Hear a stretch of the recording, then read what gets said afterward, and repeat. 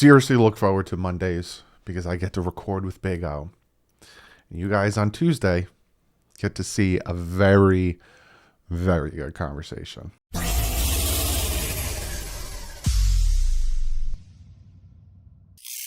What is up, Finn fans? The weekly Big O show, DDO show, I think I'm going to call it.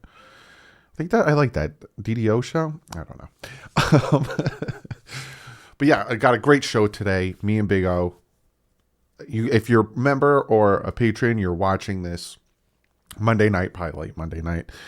If not, you're watching this Tuesday at 11 o'clock. Yesterday, me and Big O got together, had very good conversation. You're about to see it in about a minute. Very good conversation about the Flores, what is going on with Flores. Do we think Flores can change it? What's going on with the team? It's a lot. It's a very, very, this is probably one of my favorite episodes we've done. So I'm very excited to show it to you. But before we jump into all that great stuff, I got to shout out my guys. Patchvibes.com. Check them out. If you've seen that t-shirt that I was wearing on the game, if you see this patch, I got a ton of other patches. They do jerseys for the Tua fans, for the Marino fans. They do old school logos. They do cool cups. You can see on that shelf. Go over to patchvibes.com. Use promo code DDW2. You get yourself 20% off. And don't forget about Backroom Collections. I picked this up, and I've showed you time and time again, the badass canvas. This isn't on like some crappy material. This is on canvas printed. Canvas printed artwork. I'm getting myself a merino one. Black. It's going to be sexy. But got some great artwork. Not only NFL, MLB, NHL, NBA. They do whatever you want. They actually got visors for mini helmets. Really cool. Go over, check them out. Use the promo code DDW. You get yourself 10% off on that great stuff. But without further ado, let's jump into this really good conversation with me and Big O. Another week. Another stab in right? the heart. Oh my God. We got a lot to talk about. We do have a lot to talk about. But I always ask you at the beginning of our shows, how are you doing? Like we just talked about before we came on, you had a great showing early in the morning at the restaurant. Yeah. Besides that, like how are you doing? How's your morale? How you doing mentally? Like I'm just at a point where I'm baffled and I'm speechless and befuddled and frustrated, and like I told you, it sounds like it's groundhog effing year. It just feels that way right now, and I thought we weren't going back to this kind of thing again. And I truly felt that Flo was the guy. I truly felt that you have the right front office. I thought players were improving the first 2 years, and I thought they were ready to take this next step. And man, it's been one disappointment after another, after another, after another. And man, it's been heartbreaking. It's been heartbreaking for fans. And like you just said, and we talked about it off the air. We were at Sports Grill in Miami Lakes, and personally, I was nervous if we would get enough people to show up because they had played so poorly. It's early in the morning on a Sunday, and really the season's pretty much almost cooked at 1-4 as it is. So, we packed the place and we had a great time. Everybody was in a great mood, and it was just a great vibe because the whole place was aqua and orange. We had no fans from any other team in there, which was a beautiful thing because that normally that restaurant would not be open. And then to see their faces, when I'm starting the post-game show, it was heartbreaking, man. It was heartbreaking, and I feel bad for all of you out there. And one of the things that I've mentioned is I feel bad for young fans. Those of you that are born in the 90s and forward, you are the greatest Dolphin fans on the history of the planet. Us older fans, we have something to lean on. I watched the 70s and the 80s, so it's a different ball game, and very early 90s when they were still pretty good, even though Buffalo was the team, but still they were pretty damn good overall. And I saw the good times, so I can live off of that. You know what I'm saying? I can have hope and wait for it because I've experienced it already. Hmm. Young fans, man, that you are born in the 90s and on, you've never experienced any kind of success whatsoever. It's been little moments here or there. And my hat's off to all of you out there for keeping your loyalty. And, I've been having some fun now. I've created a new hashtag. I don't know if it'll run wild, but I'd love for it. It's called Finn's Loyalty. And, I'm impressed with all of you out there and watching social media also, dude. Yeah. Watching all these people coming from all over Europe and different parts of the world to go see their Dolphins in London and to watch them be disappointed. It's heartbreaking, man. It's heartbreaking. I love this team. I want them to do well. And it's just like it's a constant letdown. You know what I mean? And so I don't know where we go now. It's funny too. I don't know what the answers are. It's funny too, because you even talked about, so many Dolphin fans over Europe. When you watch the game back, there was a lot more Dolphin colors in those stands than there, because I saw some Patriots. I saw, there's a lot of European football fans that are like, I just want to go watch football. There was a lot of Dolphin colors. Like, I think we're number one out there. Yeah. Especially in England. Mm-hmm. At least especially in England. I don't know all around Europe, but I know in England we have an incredibly strong fan base there. And again, we've built a fan base, and I don't know how, because the last quarter century, we have not given anybody a reason to get on our bandwagon. You know what I mean? It's like I was born into it, 50 years ago. So it's a whole different ballgame for me. But that's why I have nothing but respect for younger fans and how they keep their allegiance and they stay strong with the Dolphins every year. And I love you all out there, man. It's just a shame. It really is. It's a shame. And we all deserve better, by the way. Mm-hmm. Let me make sure I mention that. We deserve better. Okay. Because we never fail the team. Yeah. Yet they're always failing us. You know what I mean? It's so funny we bitch and complain, but we're back next year. We're following the draft, and we're hanging on every word coming out of every mini camp, and we're watching preseason. And I'm the idiot that watches the fourth game of the preseason, even though they don't exist anymore, all the way to the end. You know what I mean? So we're still here always, and I know all of you are the same. So it's just, I love you all out there, man. It's just, I don't know what the hell to do now. I really don't. Let's go to a positive, because there is, as much as some people want to downplay it, there is a huge positive that came out of yesterday, and that is Tua Tagovailoa. He came back from multiple fractured ribs. He still has those fractured ribs, and he played. Now, I'm not going to say, because there's I have a criteria. There's excellent, there's really good, there's crap, and there's garbage. He played really good. If you take that interception away, to me, he plays excellent. But it was a dumb interception. Like, no one can say it wasn't a dumb interception. Well, he was trying to get it to the receiver behind him. Yeah. I talk, look, we've all done this. Mm-hmm.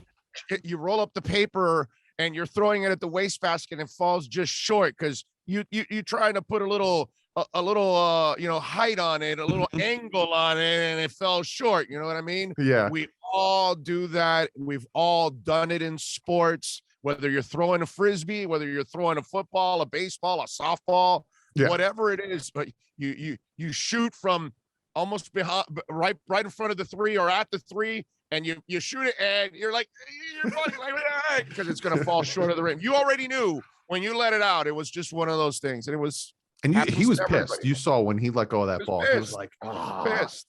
He was pissed, and he should be pissed. It was a bad throw. You know what I mean? Whatever, but the dude played well, man. He's not the issue you lost yesterday. Okay. No, as much as some people want to say that he didn't do enough, he should have done more.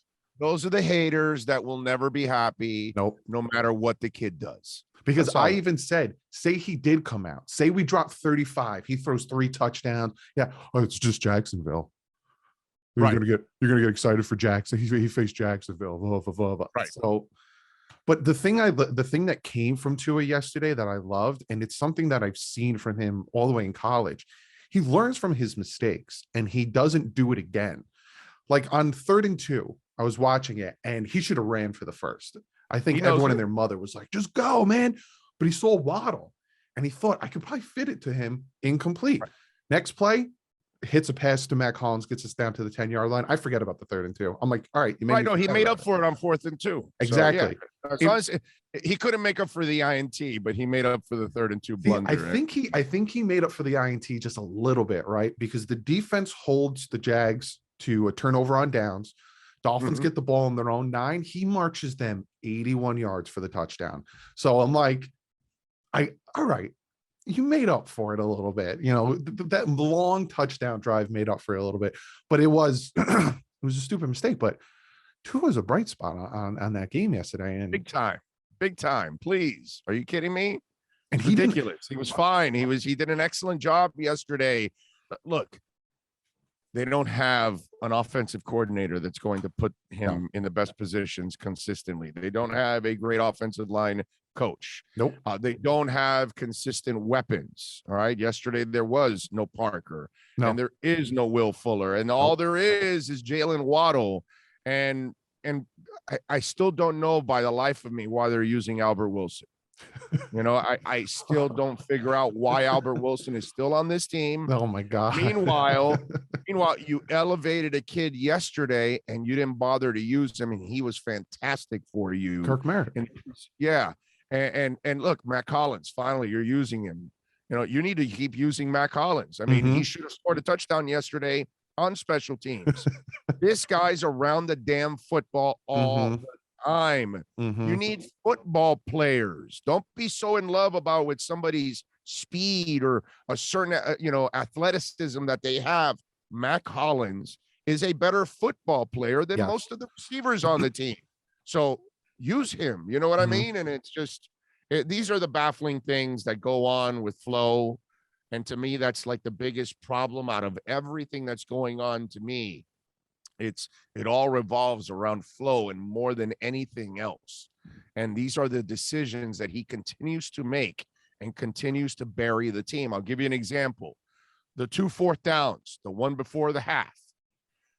He wants to sell like he's going for it, right? On that 4th and long one. Yeah. Well, dude, if you're going to do that, bring Brissett back out again. Because that way they go, oh, they're using the 6'4" body. They might quarterback sneak. They might whatever. Or they might throw because he threw it already in this half. And all right, so you keep us. But once you kept Tua in there, you didn't sell Jack. No. And they weren't jumping off sides. And then you punted. You did the right thing. The second time around, okay, the first time he didn't know how to sell it. The second time around, he actually goes for it. For a team with no line, okay, and no defense that can be counted on, you're going to give them the ball at midfield. What the hell are you thinking, dude? And he ran it like you ran the ball. Right, ran it like you got some kind of line that's going to punch people in the mouth. I mean, give me a break, man. The Flo is killing this team right now.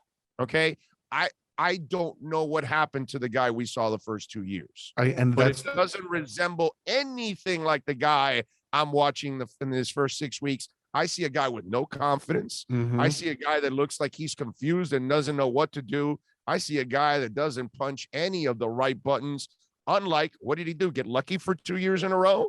But it seemed like he was pushing all the right buttons. It's a lot of people talk about that. A lot of people are like, where is the Flores from the Bengals game when he's marching across the side because, Grant gets hit twice? Like, right. Where's the fire? And you even see it on the sideline. You don't really like Mike Tomlin on last night, Sunday Night Football, when the whole debacle. I don't know if you watched the game with there was a second left and then DK Metcalf didn't go out. Mike Tomlin was livid. Like, I just going at it. We don't see that from Flores. No, I'm telling you, I don't know what happened to this guy. I have no idea. Do you think he can turn it around? Now, the season, I don't know. It's a long season, but I don't think the season's so. Dead. The season's But do you dead. think he can turn whatever funk he's in around and show us, all right, there was something? Like, do you think he can save his job, essentially? I'm hoping. To be honest, I'm hoping. I don't want Flo and Greer fired. I don't want us to go through the same cycle again because I don't know what the answer is. I had fun with people today. I go, so what's the answer? Oh, well, Doug Peters. Oh, the guy that lost his team. Oh, Jim Harbaugh. Oh, the guy with the bad khakis that can't get anything out of Michigan and was losing it at San Francisco and didn't even build that team. That's the guy you want? Mm-hmm. Oh, okay. Because I got all these crazy ass suggestions. Mm-hmm. You know what I mean? And none of them made any sense. Oh no, we'll hire Louis Riddick. Okay, he's a great soundbite. How do you know he's going to be a great GM, dude? Mm-hmm. You have any idea? I mean, there's nothing out there waiting for you at head coach or general manager that you can point at and say, oh, there's proven and he's going to turn it around. You know what I mean? So in a perfect world, yeah, man, the next 11 games, I want him to turn it around. And we look at it and go, all right, it was an aberration. It was an effed up start. The guy figured it out. Everything went well. Boom, let's go. Let's move forward. But I don't know. I don't know what is going to happen. And normally Stephen Ross doesn't blow people out like that. Yeah. That's not his MO. His MO is usually to kind of stay patient. Where he did it with Philbin, he did it with Gase, he did it with Sperano and Parcells. He gave them a little too much time. He gave everybody too much time, actually, to be honest with you. And so there's a part of me that says they'll chalk up this bad year at the end of the year and say, hey, this, and this didn't fall into place. We can fix it. Okay, go ahead. You guys got another shot. But we end up in that same brutal cycle. Yep. That the coach comes back on the hot seat, then you're not going to get any quality assistant coaches to join him. Yep. So that becomes a problem. And so he can't bail himself out. And he doesn't have a good coaching staff. No. And really, in the end, that's what's hurting him. Or he's also not listening to his coaches because Changeli told him Tua wasn't ready. And yet he wanted to start him against the Rams out of all teams. No, we're starting him. And he's telling you, no, he's not ready yet. And he wasn't ready. But why don't you listen to the guy that forgot more offense than you'll ever know? Yeah, right. You know what I mean? And so you don't. And so that's why I'm trying to figure out what's going on with Flo here. Because we start to look at it and we start saying, well, wait a minute, hold on a second. We're having all these issues now. And it started with the receiver, and then it started with the defensive back, and you had to trade him, and you start, you start doing all these kind of things. Yesterday, Jakeem Grant was like 3 for like 90 in returns. So, I'm wondering, does he leave this place and all of a sudden, does he get in, even though the Bears are absolutely nothing, but does he go there and start playing better? You know what I mean? So for those of you that don't know, Jakeem Grant, 3 kick returns, 3 kick returns in a game, 83 yards. Okay. So, he had 2 punts for 11 yards. So he's their main returner. I'm wondering if that guy starts playing well, I'm like, well, wait a minute, dude. Hey, he's not dropping balls over there. So what's the environment like? Yeah. For coaches? What's the environment like for players? What's going on here? You know what I'm saying? And that's what I need to see for the next 11 games.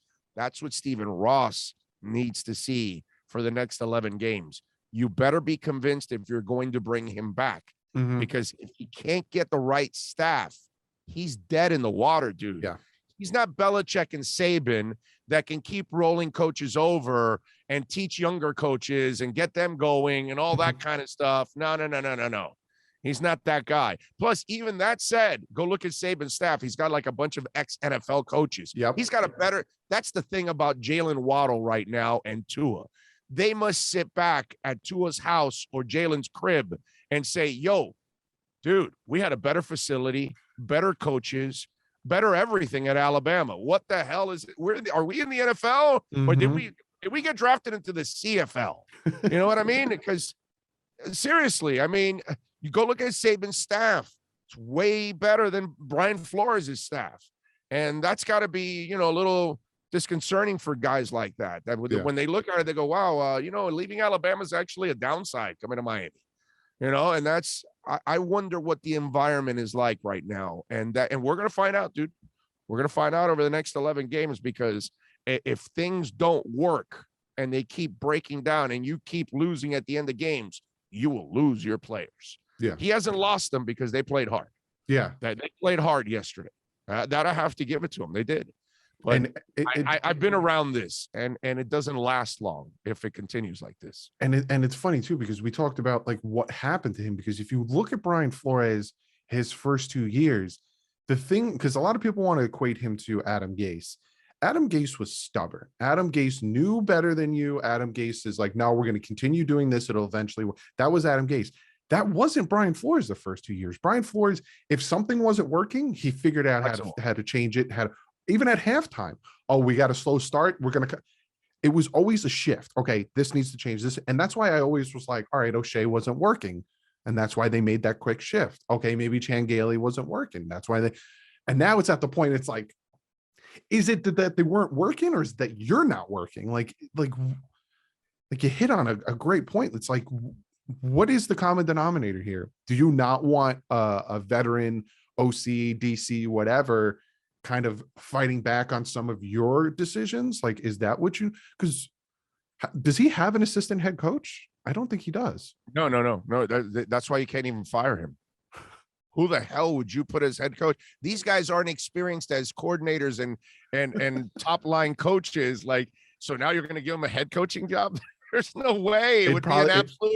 It would be a disaster to do that. Anyone would probably be like Godsey, because didn't he have like an OC job in Houston or something like that? Yeah. It'd probably be like Godsey. He's not even a real OC either. He's not even a successful OC. No. You know what I mean? They have nothing. And that's, I've used this example, Sean McVay.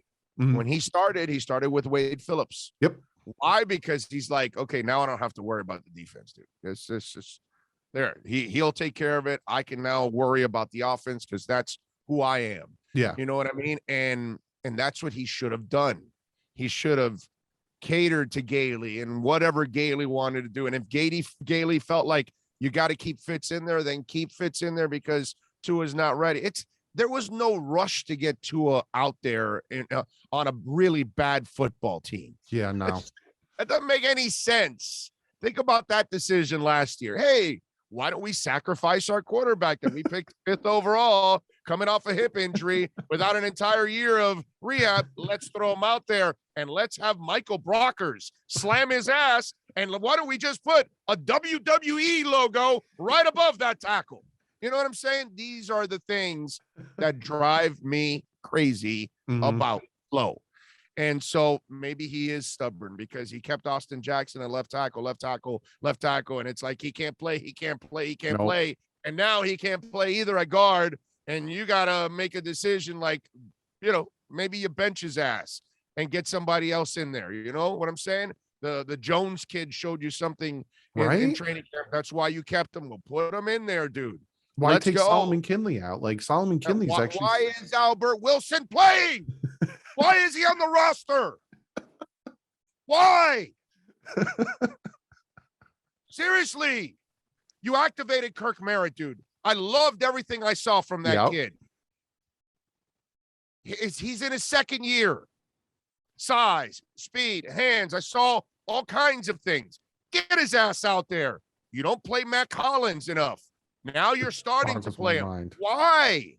Why are you doing this? And it seems like once he gets hit in the face with the facts and the truth, that's when he's like, oh, like Mike Gesicki, 116 receiving yards.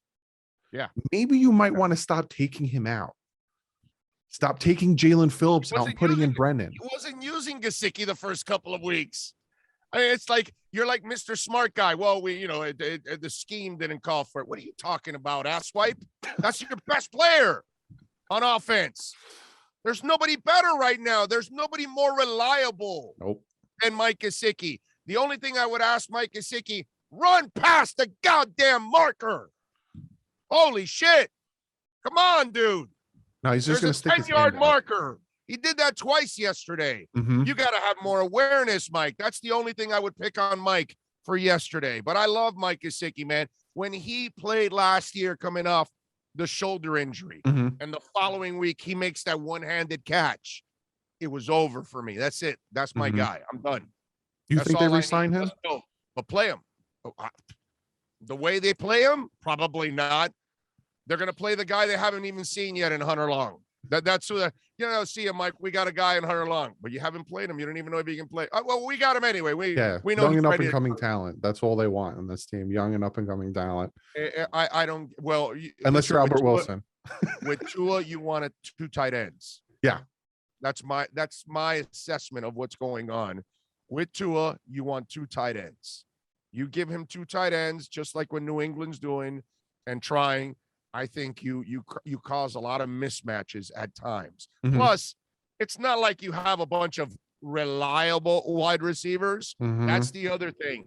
Time to turn the effing page on the MASH wide receiver unit. Will Fuller gone. Devontae Parker gone. Get all these guys out. Albert Wilson gone. Get everybody out that's constantly injured, dude. Yes. All right. Enough is enough already with all these guys that you can never count on, and they're never reliable because their bodies cannot hold up. Get the F out of here. Mm-hmm. No more in 2022, dude. No more of these soft ass receivers that their bodies just cannot, whatever, some soft tissue issue that they always have.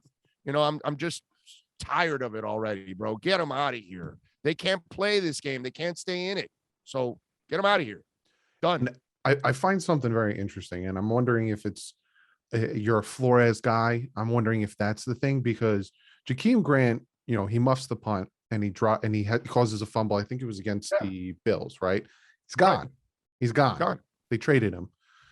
Albert Wilson drops an easy touchdown, I think, against the Bills, and he runs backwards on a pass to give us no yardage gained yesterday. But like you said, we're going to keep him out there. We're going to continue to play him. Why? Oh, no. Like, that drives me.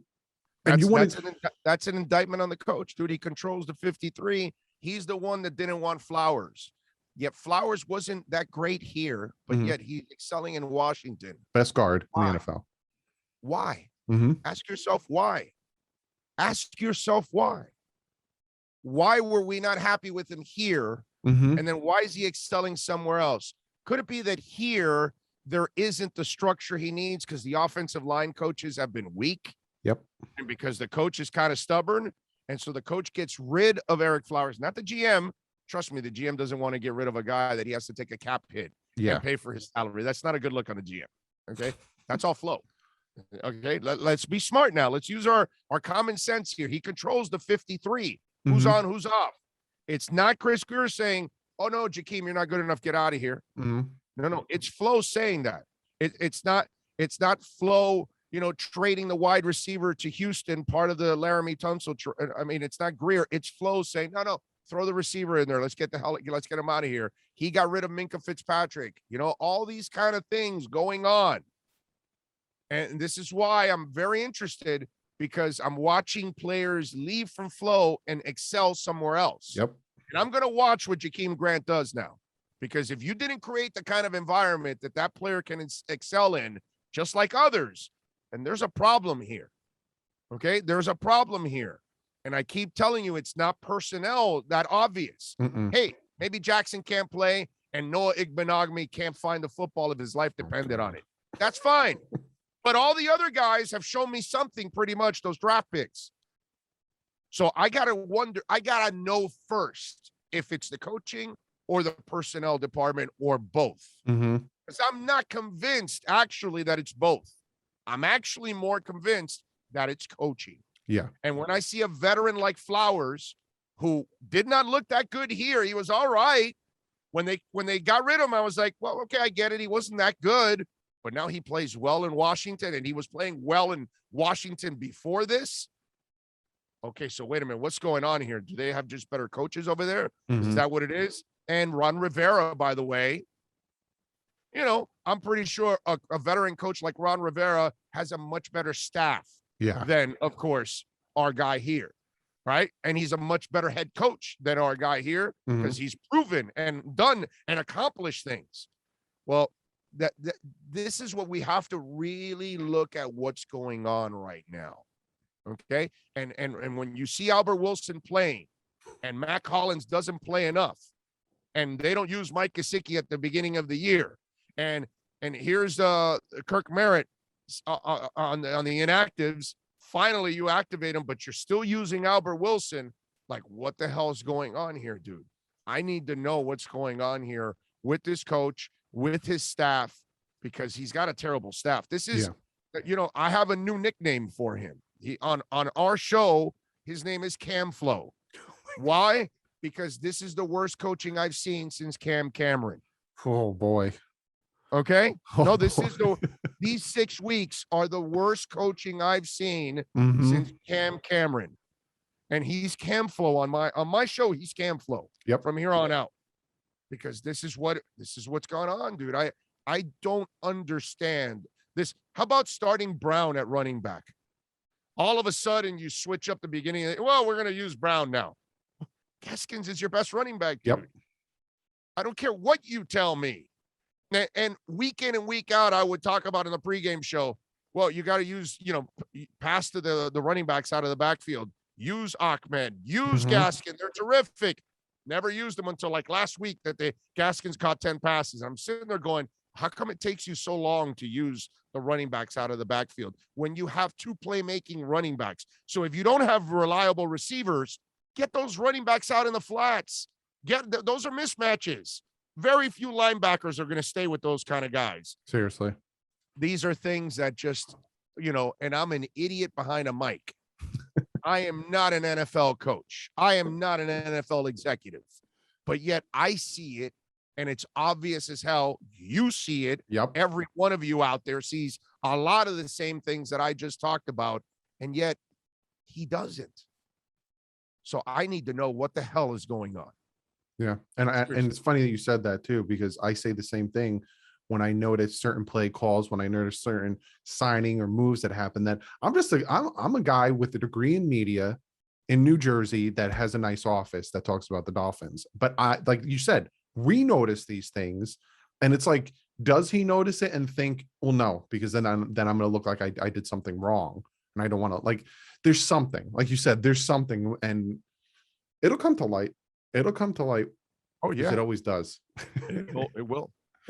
And we're going to keep, if this doesn't improve, the fingers will start getting pointed. He'll start losing the team. And then we're going to find out what the hell happens at the end of the year.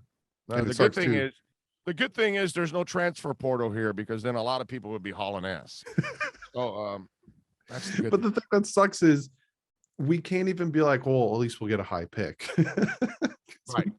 On our own draft. Although we can root for, I mean, it was going into this week, they had the 3rd pick, which is ours, and we had San Francisco's pick, which was 11. So hey, we're creeping into the top 10. All right, so there we go. A little pull out the voodoo dolls, folks.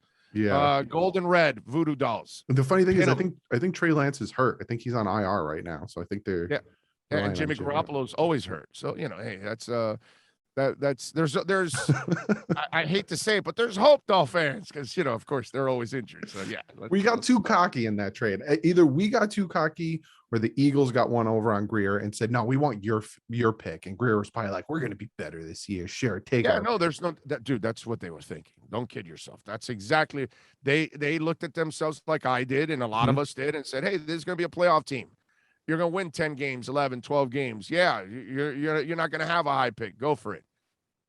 I get it. I have no problem with the cockiness. It's just they couldn't live up to it.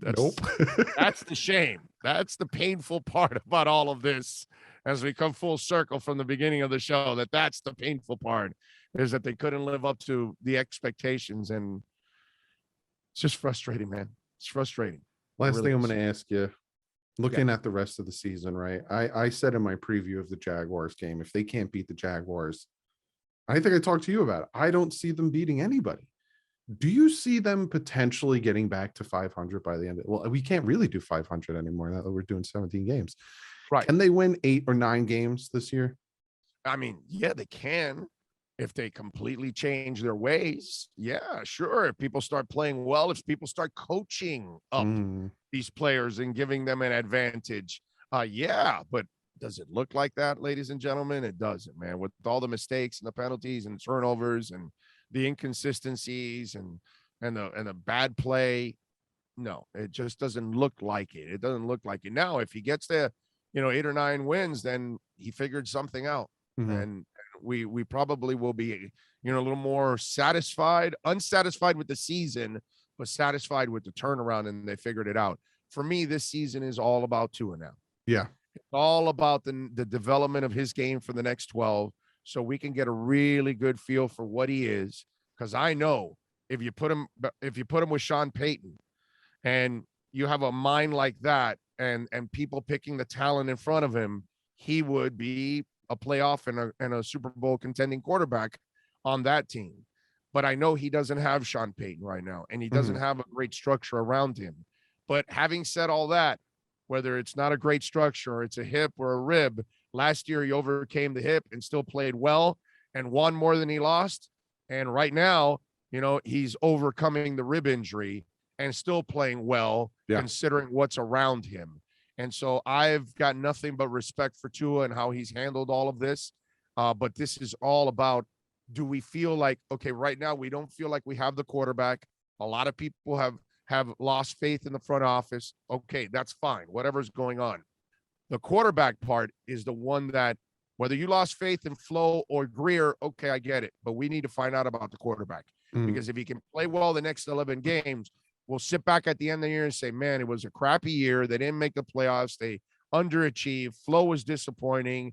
I'm questioning what's going on in the front office. But I'll tell you this, Tua was the guy. Yeah. I like him. We need to build around him. If we come with that, at least at the end of the year, I got it. At least for me, after watching the last 25, I'll be incredibly satisfied if I can be happy with the quarterback position, because then I say, well, finally, we figured out one out of the three. Let's go figure out the other two. You know what I'm saying? Exactly. Exactly. That's the way I'll look at it. Well, Big O, I think we got a lot of things off our chest in this video. Yeah. Do you have anything going on over on your channel that people should know about? Any big things? No, just visit us out there, man. We're on every day. Actually, this week we were on all 7 days because we did a special show on Saturday. But search for our show, Big O Radio Show, on all platforms. YouTube, we're on every day at 10 a.m. Eastern. Normally it's 10 to 1. Wednesdays we come on a little earlier because we got a basketball show between 9 and 10. But we talk a lot of Dolphins and then all the other South Florida sports. But it usually centers around the Dolphins more than anything else. And you can find us on all platforms, man. Any audio platform, from Spotify and Stitcher and SoundCloud and Google Play and iTunes and whatever. Big O Radio Show. And you can follow us on Twitter at Big O Show. So appreciate your support out there as always. Definitely, bud. Go check him out. And I will see you next week. Hey, it's another game. We could beat the Falcons. Yeah. Could beat the Raiders, could beat the Falcons, could beat the Falcons, could beat the Jags. You know what I mean? If you win those 3 games in these first 5 that they lost, you're like Raiders, Colts, and Jags, and it's a completely different outlook. We can deal with the losses to the Bucs and the Bills because we know they're not better than those kind of teams. But yeah, man, it's another week and they can win. Let's see if they actually get it done. Would be nice. I'll see you next week. You got it, guys. Be good. Absolutely love talking with Big O, and hopefully, like I said, next week after the Falcons game, we win. But it's going to be interesting to see how that all pans out. But that's the video. If the videos tend to get really long, you could tell me if you don't care, because I listen and I read your guys' comments. But when the videos tend to get really long, I don't do comment of the day. Because I'm like, all right, we're already at like half hour, 40 minutes.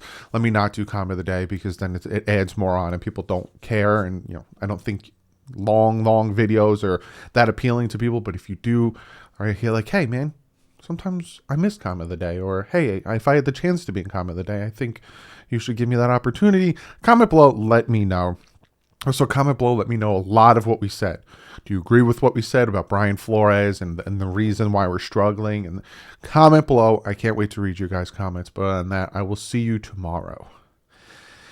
In the film breakdown of this game, I'm going to point out the negatives of Tua because Tua did have some negatives. I'm going to point out the positives of Tua.